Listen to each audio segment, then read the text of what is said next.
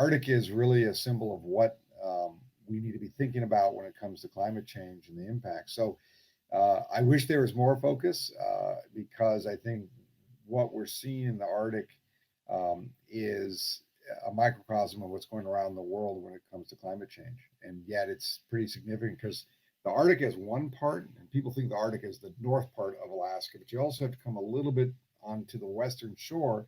And that's where you really see some impact in regards to erosion and literally communities.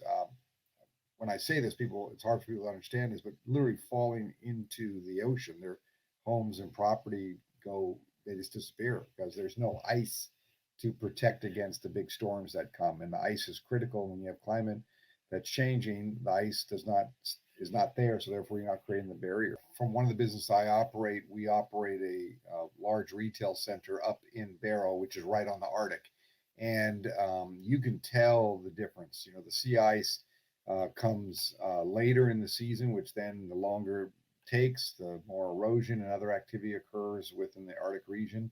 But along with that, you can see the impacts along all the coastal area of Alaska by the warming of the waters, which means fisheries are moving more north, certain types of fisheries, acidification of the waters. You see a lot more warmer weather in some of these areas, which has then increases potential for forest fires and other types of environmental damage, maybe spruce bark beetle or other types of, again, environmental damage to the area. So it has multiple layers. People see the Arctic in a small component, but in reality, it's a outcome of what's happening with climate change. I mean, the Arctic is, like I said, the sea ice comes later. For example, we know when we ship products up there, we do a lot by air, but there is now becoming more of an effort to move more barge traffic up there because there's not as much ice or it comes in later in the season, so you can move product a lot quicker.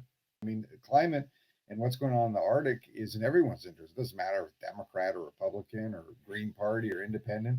Uh, it impacts us all.